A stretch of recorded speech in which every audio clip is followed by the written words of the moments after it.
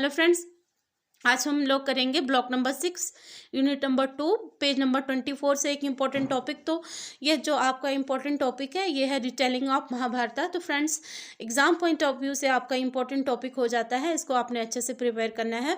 Start करते हैं बिना कोई टाइम वेस्ट किए हुए। तो सबसे पहले जान लेते हैं महाभारत के बारे में।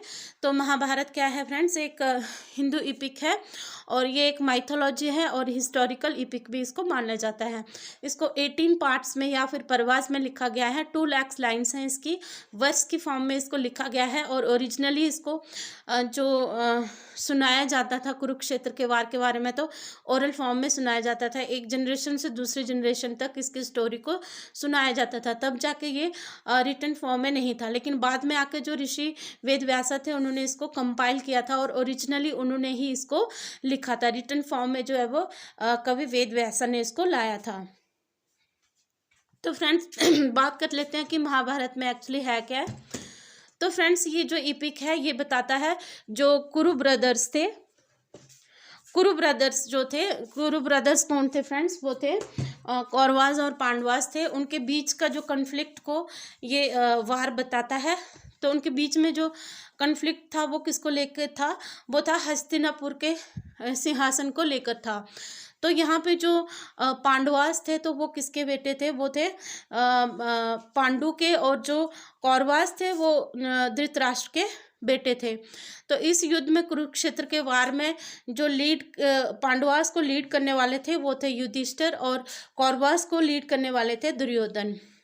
एंड में जो इस कुरुक्षेत्र के वार में जो विक्ट्री होती है तो वो पांडवास की होती है, लेकिन इसमें बहुत ज़्यादा जो है वो ब्लड शेड होता है। मीन्स कि इसमें बहुत ज़्यादा खून खराबा होता है, बहुत ज़्यादा दोनों तरफ के जो है वो बहुत ज़्यादा लोग मारे जाते हैं, बड़े बड़े योद्धा मारे जाते हैं इसमें इंक्लूडिंग जो कौरवास और पांडवास। तो हमने यहाँ पे बात करनी है कि जो ये महाभारत है वो रिटेलिंग है या टेलिंग है। तो टेलिंग तो मैंने बता दिया कि टेलिंग कैसे है, क्योंकि जो ये ओरिजिनली ये जो एपिक है तो इसको ओरल फॉर्म में सुनाया जाता था। कुरुक्षेत्र के बारे में जो ओरल कहानियाँ थी, लेकिन धीरे धीरे करके जो कवि वेद व्यास थे उन्होंने क्या किया, इसको रिटन फॉर्म में लाया और वर्स के फॉर्म में इसको लिखा। तो टेलिंग इस तरह से थी कि जो ओरिजिनल जो महाभारत है वो इसकी टेलिंग है। अब हमने रिटेलिंग में बताना है कि ये इसमें मैंने बहुत सारे एग्जांपल ऐड किए हैं ये बात आपको बताने के लिए कि जो महाभारत है वो रिटेलिंग कैसे है।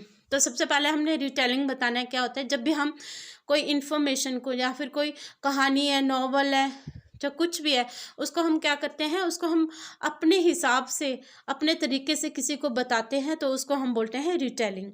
तो यहाँ पे जो हमने महाभारत के बारे में बताना है तो मैंने डिफरेंट फॉर्म्स में इसको बताया है कि जैसे लिटरेचर, फिल्म, टीवी सीरीज़ और थिएटर की फॉर्म में जो है वो कैसे ये रिटेलिंग है।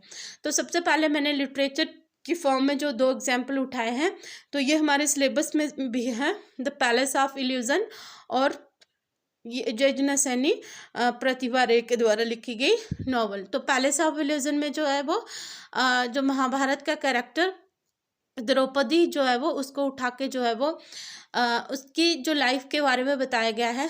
मीन्स कि रीटोल्ड किया गया है उसकी स्टोरी को।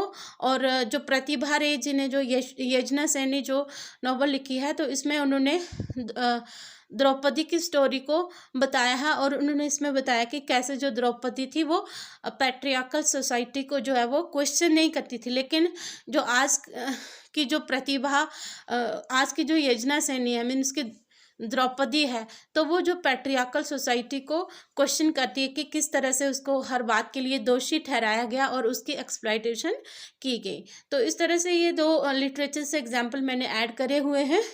फिर उसके बाद फिल्म, तो एक जो फिल्म है जो बाबू भाई मिस्त्री जी ने जिसको डायरेक्ट किया है महाभारत, तो इसमें भी जो बहुत सारे एपिसोड महाभारत के जो है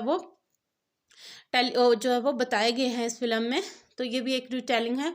उसके बाद कुरुक्षेत्र एक फिल्म है जो कि कन्नड़ फिल्म है और नगन्ना इसके डायरेक्टर हैं। तो इसमें भी कुरुक्षेत्र वार के बारे में बताया गया है।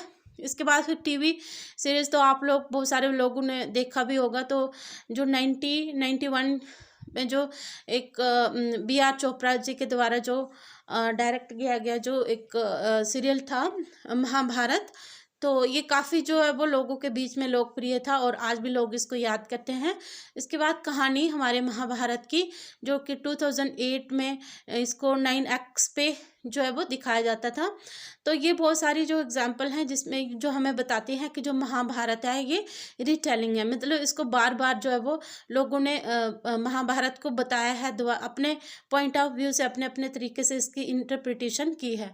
उसके बाद इसको थिएटर में भी जो है वो महाभारत को परफॉर्म किया जाता है, चाहे डांस की फॉर्म में चाहे स्टोरी की फॉर्म में, जैसे भी करके इसको थिएटर में भी जो है वो परफॉर्म किया जाता है। जैसे इंडियन क्लासिकल थिएटर में जो है कथकली परफॉर्मेंस के रूप में इसको परफॉर्म किया जाता है। तो ये सब जो एग्जांपल्स हैं इस बात को जस्टिफाई करती है कि जो हमारी इपिक महाभारत है वो रिटेलिंग है। तो फ्रेंड्स और भी बहुत सारे एग्जांपल्स आप ऐड कर सकते हो अगर आपको पता है अपने आंसर को लंबा करने के लिए। तो फ्रेंड्स आई होप आपको मेरी वीडियो बहुत अच्छी लगी होगी। तो अगर आपको वीडियो अच्छी लगी तो प्लीज़ लाइक करना, शेयर करना, सब्सक्राइब करना मेरे चैनल को। मिलते हैं एक नई वीडियो में, तब तक के लिए take care, keep learning, keep growing, bye bye.